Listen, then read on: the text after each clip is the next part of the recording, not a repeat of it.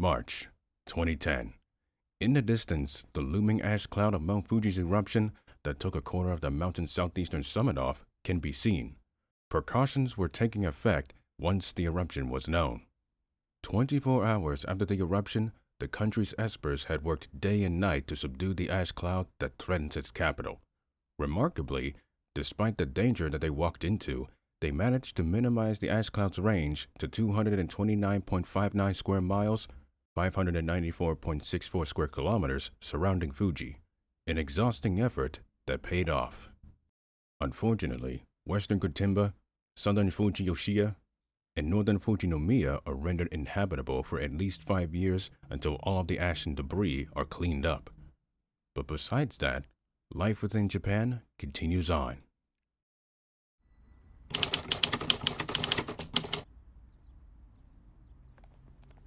A family walks along the sidewalk in Shibakoen Minato. Their 10-year-old son, Haro Mikami, bounces a basketball his father had picked up from a sports store. Hold on to it now. Okay. The boy holds it to his chest. Walking on the sidewalk is a little difficult. With the amount of people that have transferred from around Fuji, the sidewalks of Tokyo are a bit more crowded than usual. Even still, they continue to traverse through. 3 teenagers, Usagi Tsuji, Kaiko Kyabu, and Nana Nishiyama, walks on the same sidewalk, going in the opposite direction. The 3 laugh because of a joke Tsuji just made. A suited man bumps into her, but realizes what he did. Yet, the momentum bumps into Miss Mikami, to her husband, then to their son. The boy trips off of the sidewalk, dropping his basketball out of his hands. A driver of the Mazda MX-5 Miata hangs up his phone and veers his eyes forward. He spots the fallen child at a distance of 50 yards. Alarmed, he slams on the brakes, trying to bring the car to its stop from a speed of 50 miles per hour. The parents scream for their child to get out of the way. The boy hears the screeching tires of the incoming Miata. He turns his head, only to find that the vehicle is much closer to him. The driver, Susumu Kubata, brings his car to a halt. He takes in a deep breath. His mind floods with thoughts of him accidentally running over a child. Suddenly, his nerves calms down and his mind begins to think straight. He did not hear a body hitting the bumper or the hood. He looks ahead. No blood spills lay on the hood of his vehicle. He shifts the car into parking. He takes off his seatbelt and exits his car. He rushes to the front, and the man is utterly perplexed. No body lays in front or under his car, making the man more baffled. What the? I could have sworn a kid was laying in front of me. Those who had witnessed it are too confused on what had just happened. One moment, a child was laying on the side of the road, then in the blink of an eye, he was gone. Mitsuo himself opens his eyes. He finds that he is back on the sidewalk, standing on his feet. He feels something in his hands. He tilts his head down, finding that the basketball is back in his hands. He suddenly feels a pair of hands on both of his shoulders. He lifts his head, looking directly behind him. His eyes gazes upon a beautiful 20-year-old woman looking at the car that nearly hit him. Her attention turns to the perplexed boy and smiles. Are you okay? Without saying words, he nods. The mother and father rushes through the crowd and reunites with their son. Atsuko Mikami turns to the woman that saved him. Thank you so much. It was nothing. The 3 teenage girls approaches and bows their heads in front of the family. We're so sorry. It's all right, girls. You should thank that woman. They look to her, seeing her smile on her face. Kyabu's eyes widens. Wait a minute. She darts her eyes on the magazine she was holding in her hands. She darts back to the woman. She flips it and shows her the cover. Are you? The woman looks at the cover. It is a fashion magazine, and the woman's upper body is on full display. Oh, I love that one. I should thank Nishimura when I get back to the company. Kyabu presses the magazine against her chest. She and the other 2 girls tries to hold their giddy and joy.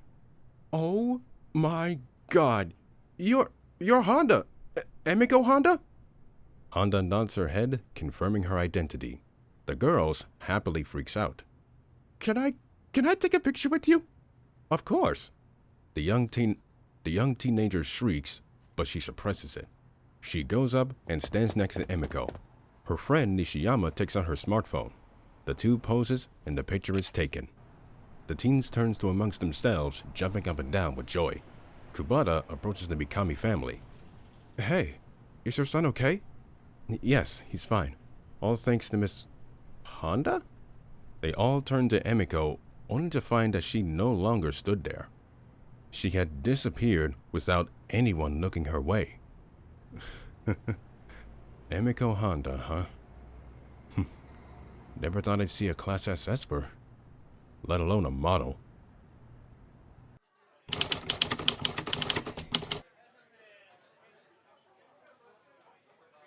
The Niigata Snowmei Yakiniku Nikuine Roppongi branch, a yakiniku restaurant that allows the customers to cook the raw meat once it is delivered to their tables, and one of the best restaurants in Tokyo alone.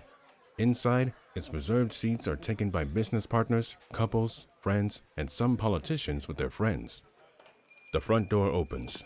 Emiko Honda, in her long-sleeved shirt and light blue long skirt with a purse in hand, steps inside, closing the door behind her. The hostess watches her approach the podium. Hello and welcome. Your name, please? Honda. Let's see. Oh, Emiko Honda. Is it table for two? Yes, ma'am. Has my date arrived yet? Not yet, but let me show you to your table. Oh, of course. The two walks ahead, further into the restaurant. Stepping into the dining room, some of the customers looks to Honda walking past them. A single wave to her is returned with a hello back and a smile. Hey, isn't that Honda? Yeah, she's more beautiful in person. I heard she started modeling when she was 17. Never thought a beautiful woman like her would be here. Wait, isn't that Dragonborn's sister? Holy crap, it is! She's so pretty! More and more, who gazes upon Honda's presence, comment on how she looks and how it is a treat to see her in person. Many times since 2007, they have heard and seen billboards of the young girl when she first debuted, and many times they have shared the same opinion on how gorgeous she is, even when she is 3 years older now. The two stop near an empty spot. Here we are. The menus are right here, and wave to one of our waiters to place an order. Thank you so much. My pleasure. She sits in her seat, puts her purse to her side, and places her hands on the table. She guides her eyes around. All of the other customers are enjoying their lunch while talking about what had happened earlier that month both in Japan and the United States. You know, her brother, he's a real hero. Yeah, but what about Godzilla? Sure, he caused so much damage, but look at what he did. I guess he's not as bad as his father. I thought the Koopa King would have just sit things out, but he actually made a difference. Emiko could not help but smile as she puts her hand under her chin. You're a real hero here, Kenji. I wish you could see how people react to you. Her smile fades. And I wish they were still here to see how we've grown. She closes her eyes. The voices of her mother and father still lingers in her thoughts. Not many times since 1995 does she feel the guilt from that day, and not as much haunting or tormenting as her fraternal twin brother. It is never easy for children of any age to make peace of one's past, no matter the incident or circumstance. I know you're still suffering. The first time I found you, you seemed to have gotten life under control, even if you didn't remember who you were. I wish I was there with you and Grandpa. Hey, who's that? Oh, jeez, who invited her? Honda comes back to her senses. She hears negative comments from others around her. Hey, look, it's that woman. What the? Her? Don't look at her. She might see us. The hostess Koyama comes into Emiko's view once more. Behind her is a 6'2" woman in a light denim jacket, tucked in purple shirt, and a pair of women's jeans. Hanging over her shoulder is a purse. But the things that stands out are scars on her cheeks going up to near her ears, similar to that of the slit-mouthed woman of the folktale from the Showa era. Right here, ma'am. The woman does not speak and turns her head. Koyama stiffens, scared of what she might do. The woman calmly bows her head, showing her thanks. She turns her attention to the sitting Honda, of whom is looking back at her. She steps up to her, giving her a kiss on the lips. Those around them are stunned. No way! They're actual lovers? I guess Emiko wasn't lying when she said she was dating her. The woman then sits in the seat next to her, placing her purse on her side. Well, at least she's calm. Yeah, we shouldn't bother them. Everyone resumes to what they were doing. Jeez, where have you been? I got stuck in traffic. The 21-year-old Shinobu Nakamura's voice and tone is more stoic with little emotion than what it was 15 years ago. Traffic? You don't drive. What really happened? I lost track of time. Okay, that's more believable. How did your shoot go? Oh, it went pretty well. I just got into this conversation with Mr. Duncan the other day. What was it about? Emiko picks up the menu and looks through it. He mentioned something that the world keeps changing since the global rebirth in the 2000s. And I did find it strange. How so? Well, for one thing, Godzilla came back out of nowhere. Then suddenly my brother gained his memories back. And then, boom, alien invasion. That is strange. She raises her hand, getting the attention of a waiter. He approaches the table and takes out a notepad. All right, what would you like? I'll take the grilled fatty sirloin, a pot of rice for the two of us, and the Korean seaweed. Okay. And, you ma'am? Shinobu noticed that Seno stiffened the moment he laid his eyes on her. She picks up the menu and points to 3 items that she shows him. Okay, that's the filet mignon, the original charred meat clay pot, and the meat and rice-colored salad, right? She nods and she hands him the menu. Honda does as well. All right, we'll bring them out to you shortly. The man walks away. Honda's eyes veers to a large 40-inch TV in the corner. On it, the NHK News is live, showing an island. The Hoshi Shirogane and the rest of 2nd Battle Squadron have returned to Yokosuka in Kure and is now undergoing repairs. Meanwhile, the JAMF are in the process of creating an Outpost 94 to monitor and study the activity of Godzilla III. The kaiju himself made a surprising return out of the erupting Mount Fuji and engaged said battle squadron. The skirmish came to an end when the telekinetic Empress calmed the beast down. Then, he left for the United States with the maritime fleet pursuing him, and is now in cooperation in monitoring him 24/7. As of now, Godzilla rests in southern Mikurujima near the Hiroshimizu River and has not been active since the battles of Honolulu and San Francisco. But General Shindo noted that the kaiju's peril level had increased to 9.3, a low-end Category 5 Titan. The inhabitants of the island are warned to not breach the 5.85-kilometer perimeter surrounding Godzilla, a warning that most are taking heed of. The reporter continues as footage of the Battle of San Francisco plays in the background. An unlikely savior, a dangerous one at that. You might say that he got it from his father from Ghidorah, right? Shinobu sneers. The side of her lips opens, revealing that her teeth had sharpened. Her eye twitches, and her hand turns into a clenching fist. Oh, sorry. Nakamura calms down, then she turns her head to her, but not in her eyes. What? Your breast size looks better from years ago. An annoyed Honda flicks her fingers on her forehead. Ow. Still a pervert. And not out in public. What's wrong? People are aware of our relationship. Yeah, but they don't need to see us making love in public. There's always the adult film industry. Just stop. 5:30 p.m. The food that the two had ordered is being prepared on the table grill. Nakamura takes her cooked fillet off and places it on the plate. Really? That happened? Yeah, he pulled mountains of dirt up and he accidentally hit Hirase.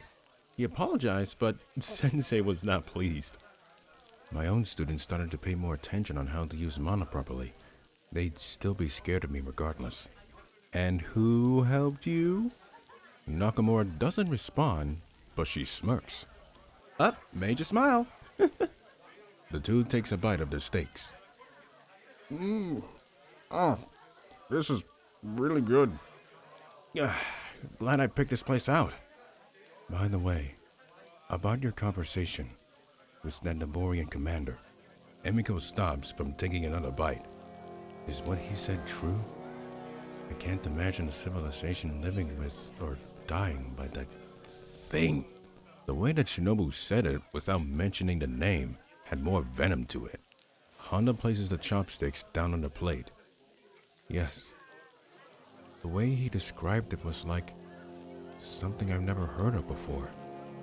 I mean, we humans have experienced it firsthand, but I can't imagine having to travel across the planet, knowing that a kaiju might kill you like a storm. It's terrible. Shinobu looks away from her, down at the table. Her mind drifts to the memories that she would never forget. Explosions both in the distance and nearby. The horrific screams only to be silenced in a fraction of a second. The terrible roar that haunts her and the survivors. A hand placing onto her right brings her back to reality. She lifts her head and veers back to Emiko. It's okay. It's okay. A sense of calm relieves Nakamura. The two snuggles together with Honda resting her head on her shoulder. Shinobu's eyes darts to the side. A group of 4 adults has their eyes to them, but not turning to them. A group of faces that she herself knows. 5:45 p.m. Thank you for coming. The 2 adults walks out of the restaurant. Honda reaches her arms up and stretches. That was so good. She rests her arms down as the 2 steps onto the road. I can't believe you actually managed to behave yourself. What is it? I forgot my phone. Oh, I can go get it for you. No need. I'll go get it. Stay here. Okay. Emiko stands to the side and watches her girlfriend walk back inside. Shinobu turns the corner inside and out of her sight. Honda's smile drops. She turns around. Her eyes locks into a parking lot 10 yards, 8 meters, from where she's standing. She lets out a frustrated deep breath, then starts to walk to the lot. Back inside, Shinobu gets to the table where she and Honda had sat near. She spots her Android smartphone and retrieves it. Hey, Nakamura! She hears a voice calling for her. A voice that is very familiar. She turns around, seeing the same 4 people that was eyeing her earlier. Shoji Noda, Makoto Shibata, Chiase Oka, and Mariko Wakabayashi. All 4 look at her with disdain and disgust. Shoji, hello. Didn't expect you to be here. Oh, don't play dumb. We know you saw us. And what's with that monotone, huh? Show some emotions. Oh, wait. You can't. Ooh, too bad. Yeah, she's too much of a stone-cold bitch to show anything. Nakamura steps up to the table, and so does the hostess. Is there a problem here? Everything is fine. Thank you. That's right. We're just catching up on old times. You remember, right, Shinobu? All of the things you did during high school? Yes, I do. Yeah, of course you do. We haven't forgotten, and yet here you are, acting like nothing ever happened and living out life. I never claimed to do that. Those are just assumptions. Who the f*** asked you, bear doggy? Her eyes darts to him. The tension increases. The man furiously stands up from his seat and gets into her face. The people in the dining room, including those within the kitchen, terrifyingly looks on, unknowing of what will happen. You know what? You may have gotten Emiko Honda fooled, but you're not fooling the rest of us. And guess what? When the day comes when you're finally put down, I'll be there, drinking, laughing, and pissing on your grave. Noda? I think that's enough. What? It's not like her girlfriend is gonna do anything. And hell, maybe I'll take her as my wife when she finally... His sentence is cut off. Shinobu's right hand has covered his mouth. Her pinky sticks under his chin. The people around him, including Noda's friends, jumps from their seats. Staring into her eyes, Shoji has one emotion that has taken over the moods of arrogance and cockiness. Fear. Noda, stop talking. Her voice goes from stoic to frustrated silent rage. If you value your life, then I suggest you leave me alone. I know what I did, and I can't bring them back to life. Even if I could, they wouldn't be able to speak to you, since you were the one that instigated that fiasco, and you didn't dodge your responsibilities, remember? Her demonic voice terrifies him to the very bone. White aura of mana surrounds her body from toe to head. More fear runs throughout the dining room. The store's manager, who had exited his office because he was told of the commotion, sees what is happening. He reaches for his phone. He stops himself from dialing a number and rushes up to her. Miss, I believe you're disturbing our customers. And young man, you shouldn't be going around making threats to her. I tried to stop him, sir, but he wouldn't listen to me. Maybe we could calm down just a little bit? The white aura fades away. Shinobu releases his mouth and rests her arm to her side. The man sits back in his seat, holding his chest and breathing heavily. She turns to her friends, of whom stiffens in place. She calmly bows her head. Take care. Her stoic tone returns. She turns and bows her head to the manager. Apologies for the disturbance. Oh, no, it's nothing. Please, have a nice day. She lifts her head and walks away out of sight of everyone. Meanwhile, at the same time, within the parking lot, 4 men in suits looks to their equipment of camera and microphones. Did you get it? Yep, got it all. All right. Can't wait to get to the studio. I wonder what kind of things we could do with this footage. Oh, I can't imagine the headlines. Excuse me. The men's bodies freezes. They slowly turn around, spotting the model standing 10 feet away and her arms crossed. What are you doing? Oh, hey, play it cool. I got this. Gawa slowly approaches her. Hey, Emiko! Good to see you again. You look fantastic. No, stunning as ever. Oh, stunning as ever. What are you doing here, Gawa? Well, we were just filming for a documentary for NHK, and we were just checking the footage, that's all. Really? What is it about? Well, it's nothing special, really, but... She uncrosses her arms and places her right hand on her hip. Let me guess. You are filming me and Nakamura inside of the restaurant without both of our consent, and you're going to use that footage to paint me in a bad light as a way of getting back at me for getting you fired from the agency for sexual harassment. Am I right? Gawa stops in his tracks. The other 3 realizes the situation. What? How did you... Oh, come on. You really think I'm that stupid? I knew you idiots were going to do something like this. I was just waiting for you at this point. Damn it. I guess we should go with plan B. He reaches behind him. A rope is thrown to him and he holds it tight. Isabe steps up beside him with a knife in his right hand. The 4 men surround her on all sides. Fear does not seem to be on Emiko's mind. Oh, please. Forget the footage. Let's just kill her. Esper or not, she's still human. Honda looks to her surroundings. Miyamoto and Jabe holds a broken bottle and baseball bat in their hands. She looks down, shaking her head. All right, on 3. 1, 2, 3. You really are a f***ing idiot. Gawa suddenly stops in his tracks. He falls to the concrete near Honda's feet. What the? He feels a sudden pain in his legs. He looks and sees the rope he was holding now wrapped around his ankles. What the hell is the matter with you? I didn't do that! The broken bottle disappears from Jabba's hands. It reappears on the man's foot. The knife suddenly appears in Usabe's foot, causing the man to drop to his side. What the hell is going on? You still haven't figured it out yet? The 4 men look to Emiko. Their eyes widens. In her left hand is the camera that they used to film her and Shinobu. Yet surrounding her body is dark blue mana aura. And you know, since you filmed me without my consent, I should feel obligated to destroy this, right? The material on the camera begins to rust. The tape and film grain deteriorates. The rust forms all over. She drops the device and it shatters on the concrete. Her attention turns to the stunned Gawa.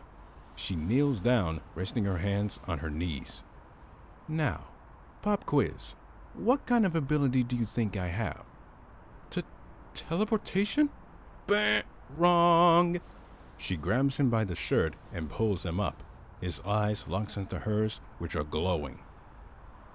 The correct answer is chronokinesis. It allows me to manipulate the flow of time. I can speed up time, slow it down, reverse it, and freeze it to my heart's content. And because of that, everyone calls me the mistress of time. For example, Chrono, Hall Clock. A bubble protrudes from the woman's body. It expands to a massive area of 10 square miles, 26.16 square kilometers. The bubble retracts into her body. Within the radius, the sky, the ground, everything is gray. Honda and Gawa are the only ones full of color. She stands up straight, still holding on to him, and the sound is utter silence. In addition, I'm able to move around through the realm of frozen time. If I wasn't holding you right now, you would have no idea what is going to hit you. But I guess you're still too stupid to realize it, so let me just say this. You are so lucky that Nakamura is inside and she doesn't have to see this. A wicked, sadistic smile forms from ear to ear, and her look changes to that of a psycho.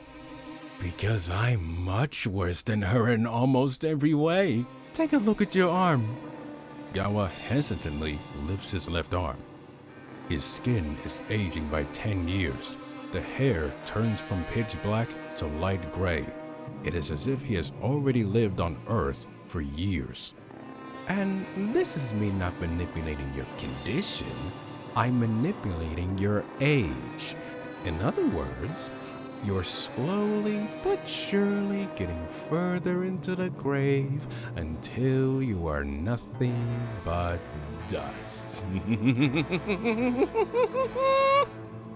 Please, I beg you.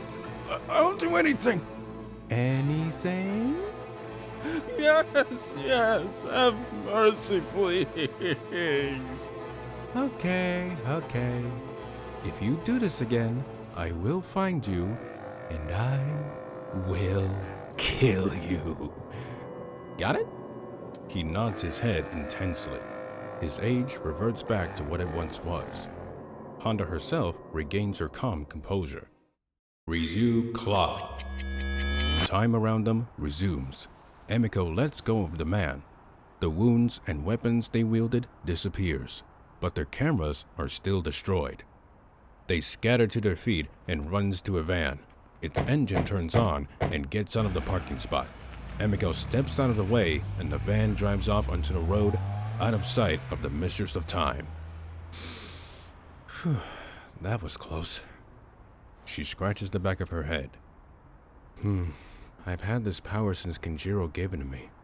At first, I didn't know what to do with it. I still have my psychokinesis, but rarely do I ever use it nowadays. Her mind drifts back to 10 years ago. I performed some tests with Sensei, and the first time I did it, I thought I was imagining things. My mind raced with so many possibilities of what I could do with it. Had I known that I'd be doing this with it, acting like mom in the process, I would have slapped myself back then. Her mind comes back to the present. She facepalms. Kenji, why did you have to give me this power? She removes her hand, letting out a light sigh. Opening her eyes, they catch something. A small and confused girl is looking around. Her entire body is like a specter. Hello? The specter girl sees her and becomes frightened. She turns and runs away. Wait! Honda stops herself from going after her. Maybe I was just seeing things. Hey, Emiko jumps. but immediately calms down when she sees her girlfriend standing behind her. She nudges her on the shoulder. I told you not to scare me! What are you doing here? You don't drive yourself, you know. Ha ha. Anyway, I had to deal with a little problem. What kept you so long? I caught up with some old friends. Is that all that you did? Nakamura turns her head away. I told you to keep your emotions in check. They were the ones antagonizing me. Yes, but... all right. Anyway, I need to let out some steam. Shinobu snaps her head back to her. Which would you like? Smooth, rough, or aggressive? All of them. Plus, I need to release some anger. So do I. Well then, let's go! The two turns around, hold hands, and walks away from the parking lot. The Spectre girl returns, hiding behind a Mitsubishi bike, and watches them walk away. Her curiosity peaks. That woman, the mistress of time.